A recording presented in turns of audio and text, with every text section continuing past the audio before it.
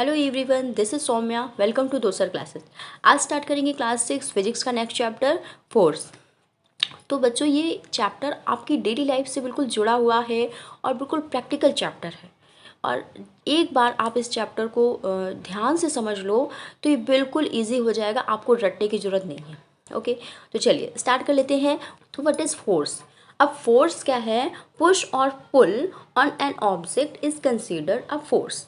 यानी कि जब भी आप कोई फोर्स अप्लाई करते हो तो वो या तो एज ए पुश अप्लाई होता है या फिर as a push pull apply होता है। यानी आप धक्का दे के अप्लाई करते हो या फिर खींच कर अप्लाई करते हो, है ना। तो अगर एज ए पुश देखा जाए तो कौन कौन से वर्क करते हो एज ए पुश? तो डोर को ओपन करते हो तो क्या करोगे? धक्का दोगे तो डोर ओपन हो जाएगा, है ना। और अगर आपको मार्केट जाना है, बिग मार्केट गए, आप बिग बाज़ार गए, वहाँ से बहुत सारा सामान ट्रॉली में रखा और उसको लेके जा रहे हो, ठीक है। तो कैसे जा रहे हो? धक्का दे रहे हो, फोर्स अप्लाई कर रहे हो इस पर। तो ये क्या है? एज ए पुश आप फोर्स को अप्लाई कर रहे हो यहाँ पर, है ना। अगर आपकी गाड़ी स्टार्ट नहीं हो रही है तो क्या करोगे? उतर के आप उसको जाके धक्का दोगे, पुश करोगे उसको। तो यहाँ पे फोर्स तो आप अप्लाई कर रहे हो, लेकिन कैसे अप्लाई कर रहे हो? एज ए पुश अप्लाई कर रहे हो। और भी घर पे चीज़ें देखो, आपको टेबल चेयर कुछ भी अगर पुश करके इधर से उधर रखना है तो उसको कैसे करते हो? पुश करके रख लेते हो, है ना। तो यहाँ पर भी फोर्स कैसा अप्लाई हो रहा है? एज ए पुश अप्लाई हो रहा है। तो घर की वो वर्क देखो जिसमें आप पुश करके उस वर्क को करते हो, फोर्स अप्लाई करते हो, तो वो सारे एग्जाम्पल हो जाएंगे एज ए पुश। ओके, अब देखो एज ए पुल कैसे वर्क होता है। तो जैसे कि आप देखते हो, बुलक कार्ट देखते हो या फिर घोड़ा गाड़ी कोई देखते हो, तो क्या करता है? एक कार्ट होती है जिसको हॉर्स अपनी तरफ से खींच रहा होता है, खींच के आगे जा रहा होता है। तो ये क्या कर रहा है? पुल कर रहा है, इस कार्ट को पुल कर रहा है, ठीक है। तो यहाँ पर force as a pull apply हो रहा है। रिक्शा वाला जो होता है, रिक्शा को भी खींचता है, तो यानी एज ए पुल ये अप्लाई कर रहा है फोर्स को, है ना। अगर आपको कहीं कहीं घूमने जाना होता है तो बैग पैक करते हो, तो इस तरह का ट्रॉली बैग जब लेके चलते हो तो कैसे लेके चलते हो? उसको ट्रॉली के तरीके से पकड़ के उसको पुल करके चलते हो, खींचते हो उसको आगे की तरफ, है ना। तो यहाँ पर भी फोर्स कैसा अप्लाई हो रहा है? एज ए पुल अप्लाई हो रहा है। डोर अगर आपको ओपन करना है, सॉरी क्लोज करना है, तो क्या करोगे? आप उसको पुल करोगे, खींच के उसको क्लोज करोगे, है ना। तो यहाँ पर भी पुल एज ए पुल अप्लाई हो रहा है। तो गार्डनर जो होते हैं वो क्या करते हैं? मिट्टी को बराबर करने के लिए इस तरह का रोलर यूज़ करते हैं। उसको भी वो यहाँ से हैंड से पकड़ते हैं और फिर उसको अपनी तरफ खींचते हैं, ठीक है। तो यहाँ पर जो फोर्स अप्लाई हो रहा है वो भी एज ए पुल अप्लाई हो रहा है, ठीक है। तो बहुत सारे आप लोग डेली लाइफ में वर्क करते हो, कोई पुश से अप्लाई होते हैं, कोई पुल से अप्लाई होते हैं। इनके अलावा भी कुछ फोर्सेस ऐसे होते हैं तो थोड़े से डिफरेंट होते हैं। जैसे कि क्या हो रहा है? Stitch force. स्टिच फोर्स कैसे होता है? जैसे आप क्या करते हो? रबर बैंड को ऐसे स्टिच करते हो, है ना। ऐसे आप दो फिंगर में फंसा कर उसको ऐसे फैलाते हो, तो ये क्या हो रहा है? स्टिच फोर्स यहाँ पर लग रहा है। इससे इस रबर बैंड का साइज चेंज हो रहा है, शेप चेंज हो रहा है, ठीक है। ऐसे आप स्प्रिंग को जब आप दोनों फिंगर से पकड़ के उसको खींचते हो तो वो भी थोड़ा सा शेप में चेंज होती है, ठीक है। तो यहाँ पर कौन सा फोर्स लग रहा है? वो भी स्टिच फोर्स लग रहा है। अगर किसी डोरी पे बांध के कोई वेट आप लटका देते हो तो वहाँ पर जो इस डोरी में, इस रस्सी में वेट लग रहा है, यानी फोर्स लग रहा है, वो फोर्स स्टिच फोर्स लग रहा है, ठीक है। तो इस तरह से कुछ जगह पे स्टिच फोर्स भी लगते हैं। अब फोर्स ऑफ स्क्वीज। अब स्क्वीज फोर्स कहाँ पे लगता है? देखो यहाँ पर स्पेलिंग मिस्टेक है, करेक्ट करना। तो स्क्वीज फोर्स, जैसे कि आपने क्या किया, टूथपेस्ट जब निकालते हो तो अंदर से कोई मटेरियल, जो टूथ का पेस्ट है वो निकल के बाहर आता है, और जो टूथपेस्ट है उसका साइज या शेप कुछ थोड़ा सा चेंज होता है, ठीक है। तो क्या हो रहा है यहाँ पर? स्क्वीजिंग ट्यूब ऑफ गम या फिर टूथपेस्ट, तो उससे क्या हो रहा है? फोर्स अप्लाई हो रहा है ना। या फिर इन्फ्लेटेड बैलून, यानी कि उसकी जितनी भी एयर अंदर फिल है वो सब आप उसको स्क्वीज कर रहे हो, तो यहाँ पर जो एयर है वो तो निकलती जाएगी और निकलने के साथ साथ इसका साइज भी चेंज होता जाएगा, ये स्मॉल साइज का होता जाएगा, ठीक है। तो यहाँ पर भी फोर्स अप्लाई हो रहा है। अब फुटबॉल भी कभी अगर उसकी एयर पास हो रही है, कहीं से निकल रही है, तो क्या होगा? उसका धीरे धीरे अंदर की एयर बाहर स्क्वीज हो जाएगी और शेप में चेंज आ जाएगा, छोटी हो जाएगी, है ना। तो इस तरह के भी कुछ फोर्सेस होते हैं। Next, effect of force. अब फोर्स के तो बहुत सारे इफेक्ट्स होते हैं, देखने को मिलते हैं। जैसे कि आप बहुत सारे वर्क फोर्स लगा के कर सकते हो। जैसे कि आप कोई बॉल रखी है, उसको पैर से किक करोगे तो मूवमेंट पे आ जाएगी।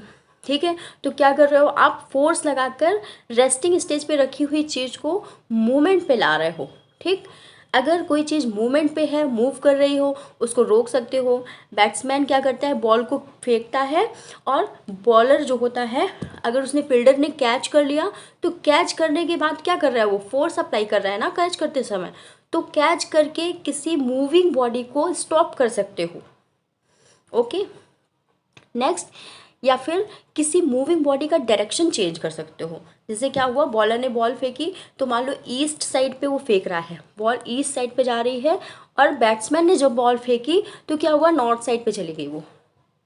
ठीक, तो क्या हुआ, डायरेक्शन, मूविंग बॉडी का डायरेक्शन चेंज हो गया। किससे, कैसे चेंज हुआ, तो फोर्स अप्लाई करने के बाद चेंज हुआ, है ना। आप झूला झूल रहे हो, तो जो झुला रहा है वो जब बहुत तेज़ी से झुलाएगा, ज़्यादा फोर्स लगाएगा, तो आप क्या करोगे, बहुत तेज़ तेज़ झूलने लगोगे, आपका मूवमेंट फास्ट हो जाएगा, है ना। अगर वो धीरे कर रहा है, बहुत कम फोर्स लगा रहा है आपको झुलाने में, तो क्या होगा, आपका मूवमेंट स्लो हो जाएगा। तो वही बात कही गई है, आप मूवमेंट को, मूव करती हुई बॉडी को फास्ट भी कर सकते हो और स्लो भी कर सकते हो।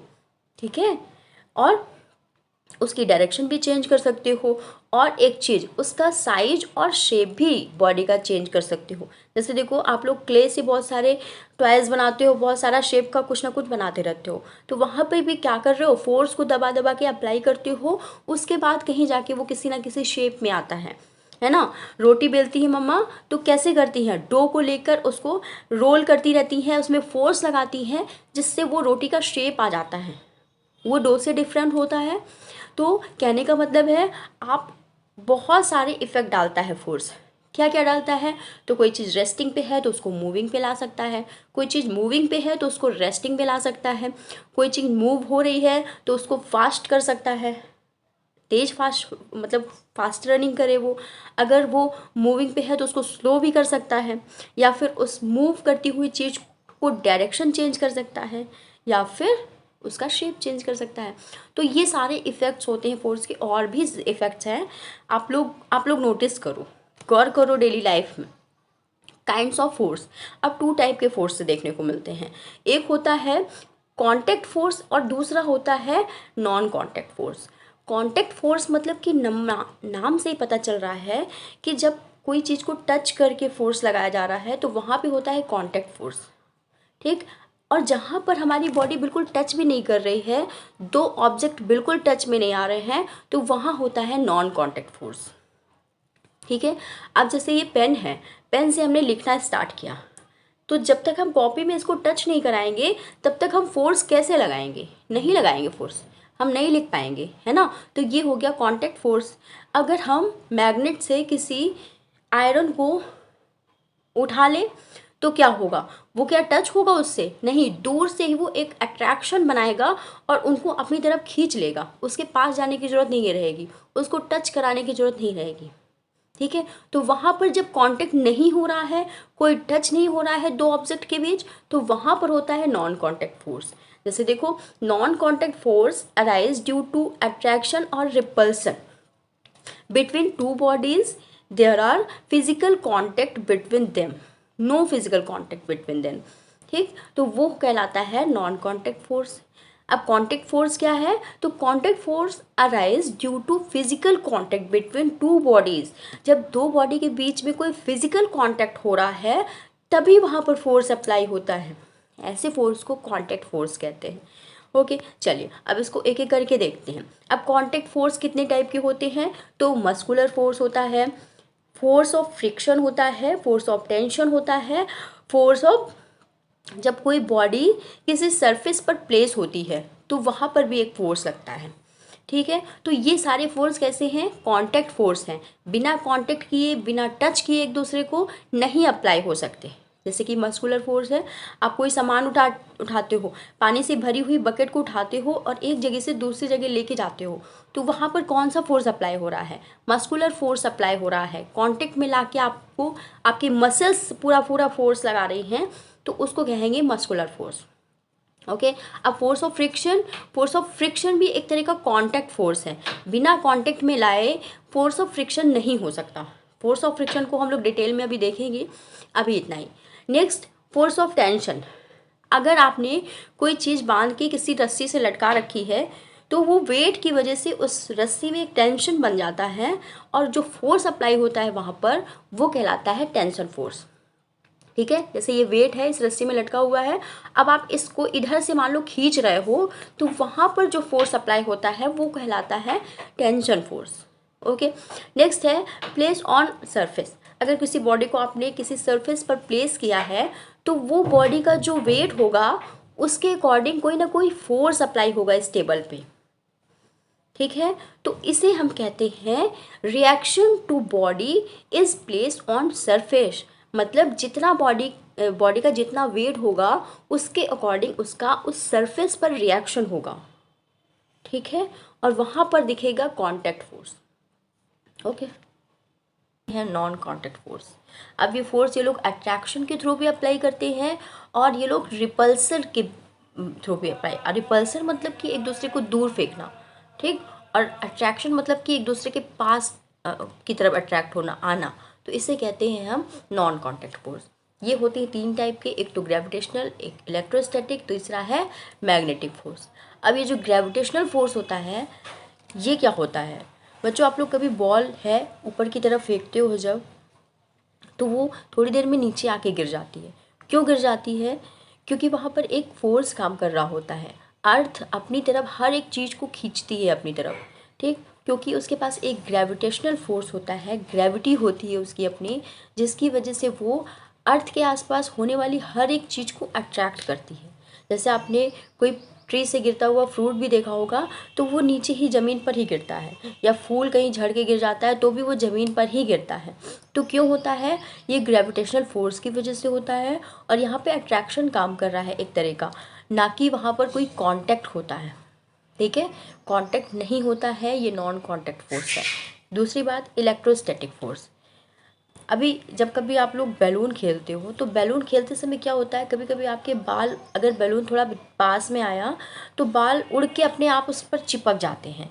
तो ऐसा क्यों होता है? क्योंकि यहाँ पर इन दोनों के बीच में अलग अलग चार्जेस काम कर रहे होते हैं। हेयर पे मान लो प्लस चार्ज है और बैलून पे माइनस चार्ज है, तो ये चार्जेस की वजह से अपने एक दूसरे को अट्रैक्ट करते हैं।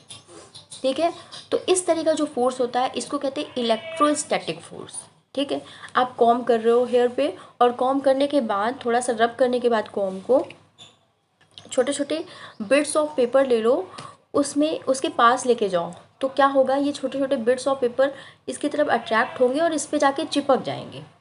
ठीक है, तो यहाँ पर भी इलेक्ट्रोस्टैटिक फोर्स काम करता है, चार्जेस की वजह से अट्रैक्शन होता है। यहाँ दूसरा चार्ज होगा, प्लस होगा या माइनस होगा, यहाँ पर दूसरा चार्ज होगा, तो ये दोनों जो अट्रैक्ट होते हैं ये इलेक्ट्रोस्टैटिक फोर्स की वजह से अट्रैक्ट होते हैं। और यहाँ पर कोई भी कांटेक्ट आपको नहीं दिख रहा है, कोई कांटेक्ट नहीं दिख रहा है। आप हेयर के पास अगर बस लेके आए हो बैलून को, तो हेयर आपके खुद उड़ के वहाँ चले जा रहे हैं। ठीक है, तो बीच में कोई कांटेक्ट नहीं हो रहा है, एक अट्रैक्शन दिखाई पड़ रहा है, जिसे हम कहते हैं electrostatic force, non contact force. ठीक, नेक्स्ट है मैग्नेटिक फोर्स। अब मैग्नेट, आप सबको पता है कि मैग्नेट आयरन को बहुत अच्छे से अट्रैक्ट करता है। ठीक है, अगर आप अपने मैग्नेट को पास लेके जाओ आयरन पिन्स के, तो ये कुछ पिन जाकर इस पर अपने आप चिपक जाएंगे, अपने आप जाकर चिपक जाएंगे। तो ये अट्रैक्शन जो हो रहा है, मैग्नेटिक अट्रैक्शन हो रहा है, तो मैग्नेटिक फोर्स कहलाता है। एक मैग्नेटिक फोर्स होता है इनके चारों तरफ, जिसकी वजह से ये आसपास की जो आयरन की चीज़ें होती हैं, निकल की चीज़ें होती हैं, उन सबको अट्रैक्ट कर लेती है।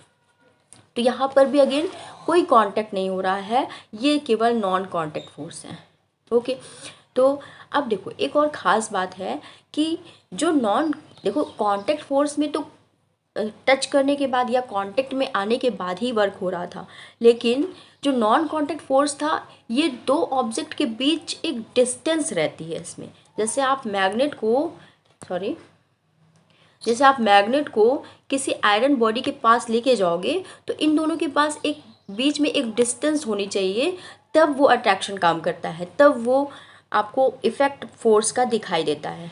ठीक है, तो वो डिस्टेंस कितनी होनी चाहिए और उस डिस्टेंस का क्या इफेक्ट पड़ता है एक नॉन कांटेक्ट फोर्स पर, ये देखो। तो क्या होता है, distance and magnitude of force are inversely related to magnitude of force decrease as a distance increase. जब भी आप जैसे इस मैग्नेट को दूसरे मैग्नेट से दूर ले जाओगे, एक सर्टेन डिस्टेंस से दूर लेके जाओगे, एक डिस्टेंस आप अपनी उसके बढ़ाओगे, तो क्या होगा, फोर्स कम अप्लाई होगा, फोर्स कम हो जाएगा, ठीक है। लेकिन आप डिस्टेंस अगर आप कम करते हो तो फोर्स ज़्यादा अप्लाई होगा। कहने का मतलब है जो फोर्स होता है, नॉन कॉन्टैक्ट फोर्स होता है, वो डिस्टेंस के इनवर्सली प्रोपोर्शनल होता है। जब आप डिस्टेंस को बढ़ाते हो तो फोर्स कम होता है, जब आप डिस्टेंस को कम करते हो तो फोर्स ज़्यादा अप्लाई होता है, ठीक है। तो ये एक रिलेशन होता है डिस्टेंस से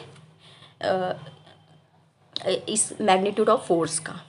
ओके, नेक्स्ट फोर्स। अब फोर्स ऑफ फ्रिक्शन क्या होता है? तो फोर्स ऑफ फ्रिक्शन एक तरह का कांटेक्ट फोर्स है जो कि दो बॉडी के बीच में कांटेक्ट होने की वजह से ही स्टार्ट होता है, ठीक है।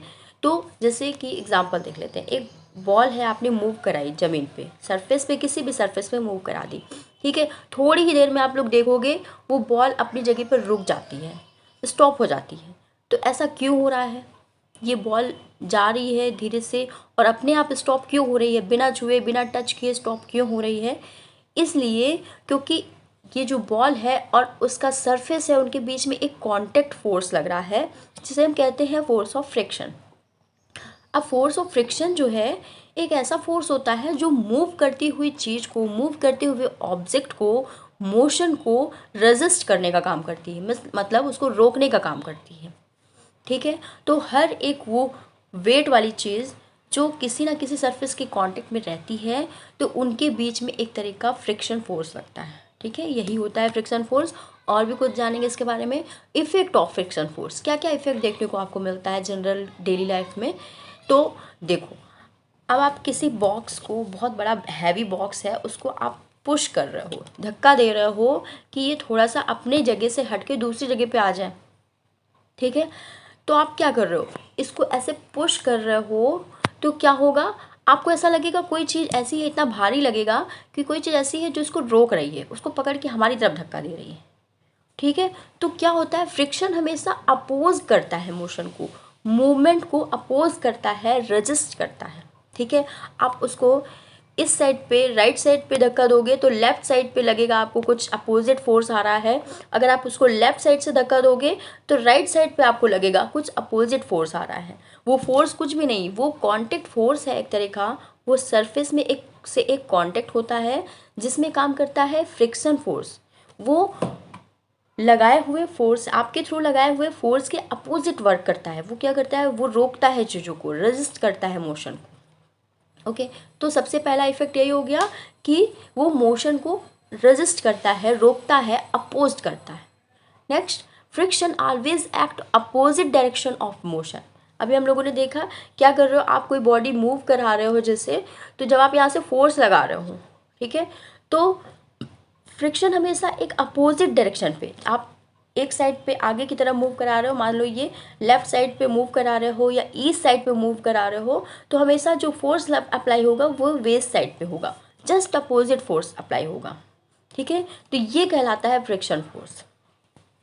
Next, friction produced heat. अब आप लोगों ने देखा होगा फ्रिक्शन की वजह से कभी कभी हीट प्रोड्यूस हो जाती है, ठीक है। कभी कभी क्या आप लोग डेली लाइफ में देखो, ठंडियों के समय क्या करते हो, जब आपको बहुत ठंडी लग रही होती है तो आप दोनों हाथ को ऐसे इस तरह से रब करते हो, बहुत ज़्यादा रब करते हो, और अभी रब करके देख लो तो एक आपको हाथों में हीट प्रोड्यूस होती हुई दिखाई देगी, गर्म हो जाएगा आपका हाथ, ठीक है। तो ये जो हीट प्रोड्यूस हो रही है, क्यों प्रोड्यूस हो रही है? क्योंकि इन दोनों हाथों के बीच में एक फ्रिक्शन काम कर रहा है रब करने की वजह से, जिससे हीट प्रोड्यूस होती है, ठीक है। अब आप मैच बॉक्स देखो, तो ये जो मसाला लगा होता है मैच बॉक्स में साइड में, ये हमेशा एक दरदरा सा लगा होता है, मतलब रफ सरफेस आपको दिखाई देगा। इससे जैसे आप मैच स्टिक को मूव कराओगे तुरंत ये जलने लगेगा, ठीक है। यहाँ पे आपने मैच स्टिक को रन कराया, रब कराया, तो ये फायर दे रहा है। तो क्यों दे रहा है? एक हीट प्रोड्यूस करता है। फ्रिक्शन से हीट भी प्रोड्यूस होती है। आप कभी मशीन्स को देखो तो जब दो मशीन के पार्ट्स टकराते हैं एक दूसरे की तरफ तो वहाँ पर भी फ्रिक्शन फोर्स की वजह से इस तरह से स्पार्किंग होती हुई दिखती है। ठीक है, तो बहुत बार आप लोग देख सकते हो कि फ्रिक्शन की वजह से एक हीट प्रोड्यूस होती है। ठीक, तो ये भी इफेक्ट हो गया उसका।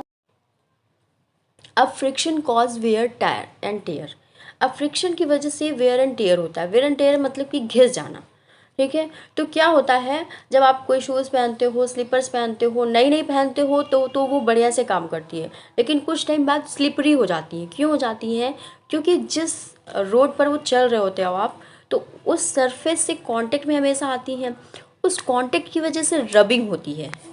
ठीक है, रोड और आपके स्लीपर्स के बीच में एक रबिंग होती है। वो किसकी वजह से पॉसिबल होती है? फ्रिक्शन फोर्स की वजह से पॉसिबल होती है। और इसी फ्रिक्शन फोर्स की वजह से ही रबिंग के कारण आपका जो स्लीपर है, शूज़ है, गाड़ी के टायर्स हैं, उनके नीचे के पैटर्न खराब हो जाते हैं, वो सब घिस जाते हैं। ठीक है, जिसकी वजह से क्या होगा, धीरे धीरे वहाँ पर फोर्स ऑफ फ्रिक्शन कम लगने लगेगा इसी घिसने की वजह से, और आप हो सकता है स्लिप कर जाओ, गिर जाओ। ठीक है, तो ये सब किसकी वजह से होता है? फोर्स ऑफ फ्रिक्शन की वजह से होता है। ठीक है, अब हम लोग जानेंगे factors affecting the force of friction. Force of friction में कौन कौन से फैक्टर अफेक्ट करते हैं? तो सबसे पहला फैक्टर तो यही होता है कि अगर आप किसी रफ सरफेस पे चल रहे हो, खुरदुरी या रफ सरफेस पे चल रहे हो, तो वहाँ पर जब आप चलोगे तो बहुत बढ़िया से चल लोगे, क्योंकि वहाँ पर वो जो बीच में कांटेक्ट होता है सरफेस से और आपके बीच में, वो क्या होता है, एक मजबूत कांटेक्ट होता है। वहाँ पर फोर्स ऑफ फ्रिक्शन ज़्यादा होता है, हायर अप्लाई होता है। ठीक है, लेकिन अगर आप अपने घर की ज़मीन पर चल रहे हो, फर्श पे चल रहे हो, वहाँ पर टाइल्स लगे हुए हैं, वो थोड़ा स्लिपरी हो जाएगा।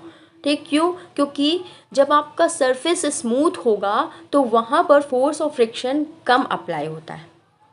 ठीक है, तो ये एक बहुत बड़ा फैक्टर है। अगर सरफेस स्मूथ है तो फोर्स ऑफ फ्रिक्शन कम होगा, अगर सरफेस रफ है तो फोर्स ऑफ फ्रिक्शन ज़्यादा होगा। ओके, अब next, nature of medium. Medium के नेचर पर भी डिपेंड करता है कि फोर्स ऑफ फ्रिक्शन कैसा लगना है।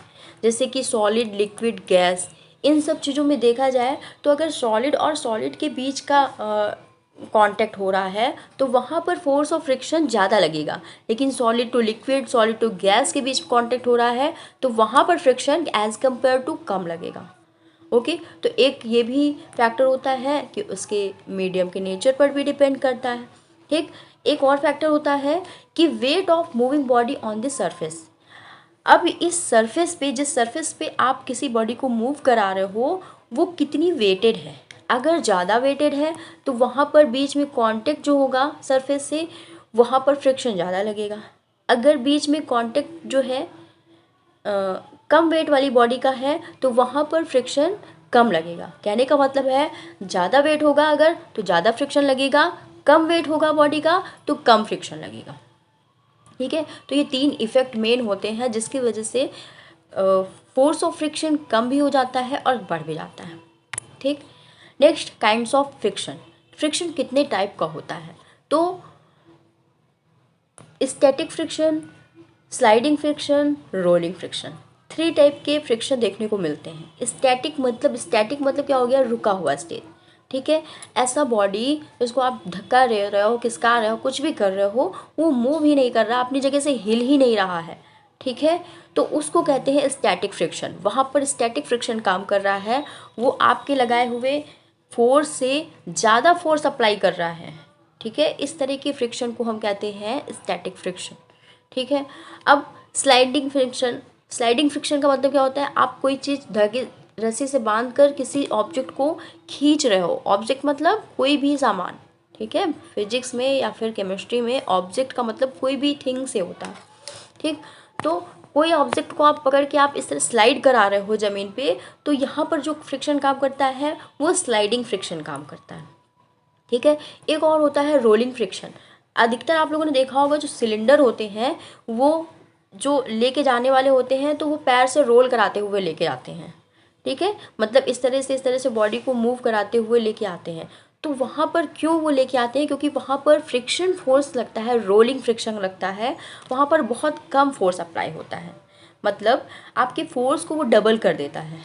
ठीक है, आपको बहुत कम फोर्स की ज़रूरत पड़ेगी और आपके फोर्स को डबल ट्रिपल कर देगा रोलिंग फ्रिक्शन। क्योंकि यहाँ पर कांटेक्ट जो आता है फ्रिक्शन का सरफेस से बहुत थोड़ा सा कांटेक्ट रहता है और फिर आगे बढ़ जाता है। ठीक है, तो ये होता है रोलिंग फ्रिक्शन। ठीक है, आपका जो स्लाइडिंग में जो फ्रिक्शन होगा वो ज़्यादा फोर्स अप्लाई करना होगा यहाँ पर, और रोलिंग में अगर फ्रिक्शन पे आप काम कर रहे हो तो कम फोर्स अप्लाई करना होगा। तो ये काइंड्स ऑफ फ्रिक्शन हो गया। नेक्स्ट, अब देखो हम लोग डिसएडवांटेज ऑफ फ्रिक्शन के बारे में पढ़ेंगे। क्या क्या चीज़ें ऐसी हैं फ्रिक्शन की वजह से हमें दिक्कत करती हैं, क्या क्या प्रॉब्लम्स आती हैं फ्रिक्शन की वजह से। तो देखो सबसे बड़ी चीज़, कोई मशीनरी है वो उसके पार्ट्स हैं वो लगातार घिस रहे हैं, फ्रिक्शन की वजह से बीच में रबिंग हो रही है, जिसकी वजह से उनके बीच में बहुत सारी हीट प्रोड्यूस होती है, वो पार्ट्स ख़राब होने लगते हैं धीरे धीरे। ठीक है, तो ये एक बहुत बड़ा डिसएडवांटेज है। दूसरी चीज़, आपके स्लीपर्स, आपके फुटवेयर्स जो भी हैं वो घिस जाते हैं नीचे से, है ना।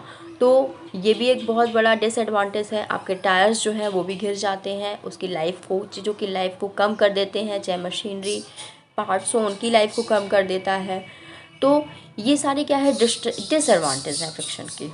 ठीक है, कहीं ना कहीं दिक्कत करते हैं, लेकिन बहुत सारे इसके एडवांटेज फीचर्स भी हैं। ठीक है, अब देखो ये जो डिसएडवांटेज है उसको रिड्यूस कैसे किया जा सकता है। ठीक है, तो वे ऑफ रिड्यूस फ्रिक्शन, आप किसी भी जगह जहाँ पर फ्रिक्शन ज़्यादा लग रहा है वहाँ पर उसको रिड्यूस कैसे कर सकते हो। ठीक है, हर जगह फ्रिक्शन इम्पॉर्टेंट नहीं होता, आपके वॉक करने में फ्रिक्शन इम्पॉर्टेंट है, और भी जगह फ्रिक्शन इम्पॉर्टेंट है, बट हर जगह इम्पॉर्टेंट नहीं होता। जैसे आप कोई गेम खेल रहे हो, कैरम खेल रहे हो, वहाँ पे आपको ये जो स्ट्राइकर है उसको मूव कराना होता है तेज़ी से। ठीक, तो यहाँ पर क्या होता है, जब यहाँ की जो चिकनाहट है, स्लिपनेस है, वो कम हो जाती है, बहुत ज़्यादा स्लिपरी सरफेस होना चाहिए। ठीक है, वो कम हो जाता है तो ये मूव नहीं करते, स्ट्राइकर्स नहीं मूव करता, है ना। तो यहाँ पर आप लोग थोड़ा सा टैल्कम पाउडर डालते हो कि सरफेस एकदम स्मूथ हो जाए। ठीक है, तो टैल्कम पाउडर डालने से क्या होता है, सरफेस स्मूथ हो जाता है, यानी वहाँ का फ्रिक्शन कम हो जाता है। जब रफ सरफेस होता है तो फ्रिक्शन बढ़ता है, और जब आप सरफेस में पाउडर डाल दिए, स्मूथ कर दिए उसको, तो क्या हो गया, वहाँ पर फ्रिक्शन कम हो गया। ठीक है, इससे रिड्यूस कर सकते हो। जैसे कि कुछ मशीनरी पार्ट्स हैं वो डायरेक्ट आप ना लगाकर उसमें बाल बेयरिंग का यूज़ करो अगर आप। ठीक है, तो ये होता है बाल बेयरिंग, एक तरीका होता है जिसमें इतनी छोटी छोटी सी बॉल्स बीच में लगाई जाती हैं जिसके ऊपर ये सारी चीज़ें रन करती हैं। ठीक है, तो वहाँ पर भी फ्रिक्शन कम लगता है। ठीक है, तो बाल बेयरिंग का यूज़ कर सकते हैं हम लोग, और स्मूथनेस को कम करने के लिए पाउडर है, उस सरफेस को बहुत ही स्मूथ बनाया जा सकता है। ठीक, और दूसरी चीज़, एक आप स्ट्रीमलाइन बॉडी, स्ट्रीमलाइन जो एक शेप होता है वो भी फ्रिक्शन को कम करती है। जैसे कि फिशेस हैं, वाटर को तेज़ी से हटाती हुई आगे की तरफ मूव करती हैं। ठीक है, तो कैसे मूव कर जाती है, क्योंकि इनका स्ट्रीम शेप बॉडी होता है। स्ट्रीम शेप बॉडी मतलब ऐसे आगे की तरफ पतला, पीछे की तरफ पतला, वो तेज़ी से वाटर का बहाव हो या एयर का बहाव हो, तेज़ी से उसको निकालता हुआ चला जाता है। तो यहाँ पर भी इस तरह का जब कोई भी शेप होगा बॉडी का, तो वहाँ पर भी मूवमेंट आप अच्छा कर पाओगे और फ्रिक्शन कम होगा, रिड्यूस होगा। ठीक है, तो ये रिड्यूस करने का तरीका है। अब एडवांटेज ऑफ फ्रिक्शन, बहुत सारे एडवांटेज है फ्रिक्शन के। जैसे आप मैच बॉक्स जलाते हो, मैच स्टिक जलाते हो, तो वहाँ पर भी फ्रिक्शन की वजह से आप जला पाते हो, है ना। आप नॉर्मल वॉक कर रहे हो, सरफेस पे वॉक कर रहे हो रोड पे, तो वहाँ पर भी अगर फ्रिक्शन फोर्स अप्लाई नहीं हो रहा है तो आप वॉक नहीं कर सकते हो, क्योंकि आप जितना इधर देखो, आप सरफेस पे फोर्स लगा रहे होते हो और फ्रिक्शन फोर्स आपकी बॉडी पे लग रहा होता है, जिसकी वजह से एक बैलेंस बना रहता है और आसानी से आप ज़मीन पे चल सकते हो। ठीक है, फोर्स ऑफ फ्रिक्शन की वजह से। ठीक है, कोई भी चीज़ आप हाथों में होल्ड कर सकते हो, अपने मोबाइल फ़ोन को होल्ड करो तो वो बहुत ज़्यादा स्लिपरी लगता है। ठीक है, उसमें कवर ववर लगा लोगे तो और भी ज़्यादा आप फ्रिक्शन बढ़ा सकते हो, उसका बढ़ सकता है, और होल्डिंग कैपेसिटी आपकी बढ़ जाएगी। ठीक है, और कभी कभी ऐसा होता है बहुत स्लिपरी चीज़ें होती हैं, वहाँ पर फ्रिक्शन फोर्स कम लगता है, बहुत जल्दी स्लिप कर जाती है हमारे हाथों से। ठीक, तो होल्डिंग भी एक अच्छा फ्रिक्शन होगा तभी हो सकता है। ठीक है, अब आप गाड़ी का ब्रेक जैसे ही मारते हो तो गाड़ी आपकी रुक जाती है। क्यों होता है, क्योंकि फोर्स ऑफ फ्रिक्शन वहाँ पे काम कर रहा होता है। अगर फोर्स ऑफ फ्रिक्शन ना हो तो आपकी गाड़ी कभी नहीं रुकेगी। आप राइड कर रहे हो, कॉपी में पेन से या पेंसिल से राइट कर रहे हो तो वो फ्रिक्शन की वजह से ही राइट हो पा रहा है, अदरवाइज आपके पेन आपके पेंसिल रुकेंगे ही नहीं है, एकदम स्लिप करते चले जाएंगे, कहीं नहीं रुकेंगे, नो स्टॉपेज। ठीक है, वो केवल फोर्स ऑफ फ्रिक्शन की वजह से ही रुकते हैं, स्टॉपेज लेते हैं और हर एक लेटर में आप पेन को उठा सकते हो। ठीक है, आप वॉल पे कील ठोकते हो तो क्या हो रहा है, अगर फ्रिक्शन फोर्स यहाँ पर नहीं है तो आपकी जो कील है, आपकी जो पिन है आयरन की, वो स्लिप कर जाएगी, वो अंदर जाने का नाम ही नहीं लेगी। ठीक है, तो इसी वजह से फोर्स ऑफ फ्रिक्शन की वजह से इतने सारे काम आपके पॉसिबल हो सकते हैं। ठीक है, तो ये अ वे ऑफ इंक्रीजिंग फ्रिक्शन। ठीक, तो फ्रिक्शन को आप किस किस तरीके से बढ़ा सकते हो। तो सबसे पहली चीज़, आप सरफेस को रफ़ कर दो। जब रफ़ सरफेस रहेगा तो वहाँ पर फ्रिक्शन ज़्यादा होगा, जितना ज़्यादा रफ़ सरफेस रहेगा उतना ज़्यादा फ्रिक्शन होगा। जैसे आप शूज़ लेते हो, गाड़ी के टायर्स देखते हो, तो उसमें जो बीच बीच में पैटर्न बने होते हैं वो सरफेस एरिया से फ्रिक्शन को बढ़ाने का काम करते हैं। ठीक है, तो जब आप सरफेस को रफ़ करोगे तो फ्रिक्शन भी आपका बढ़ जाएगा। Increase normal force. अब नॉर्मल फोर्स क्या होता है, तो कोई ऑब्जेक्ट जब किसी सरफेस पे रखा होता है तो वो ऑब्जेक्ट की भी अपनी तरफ से एक फोर्स डालता है। ठीक है, उसे ही हम कहते हैं नॉर्मल फोर्स। अब ये जो नॉर्मल फोर्स है इसका आप वेट बढ़ा दो, यानी उस ऑब्जेक्ट का वेट बढ़ा दो जो रखा हुआ है, तो उससे क्या होगा, फ्रिक्शन इंक्रीज हो जाएगा। ओके, तो एक ये तरीका हो गया। दूसरी बात, आप लुब्रिकेशन को कम कर दो। अगर किसी सरफेस के बीच में कांटेक्ट में बीच में क्या हो रहा है, लुब्रिकेशन हो रहा है, ऑयल लगा हुआ है या ग्रेसिंग लगी हुई हो, तो उसको पूरी तरह से साफ़ कर दो, पूरी तरह से क्लीन कर दो, तो वहाँ पर अपने आप फ्रिक्शन बढ़ जाएगा। ठीक है, तो ये 3 मेन तरीके होते हैं फ्रिक्शन को इंक्रीज़ करने के। ठीक है, तो आज के लिए इतना ही बड़ा चैप्टर था। अगर कुछ टॉपिक रह गया हो आपका तो प्लीज़ आप कमेंट करिए, हम उसको नेक्स्ट वीडियो पे कंप्लीट करेंगे। आज के लिए इतना ही, थैंक यू।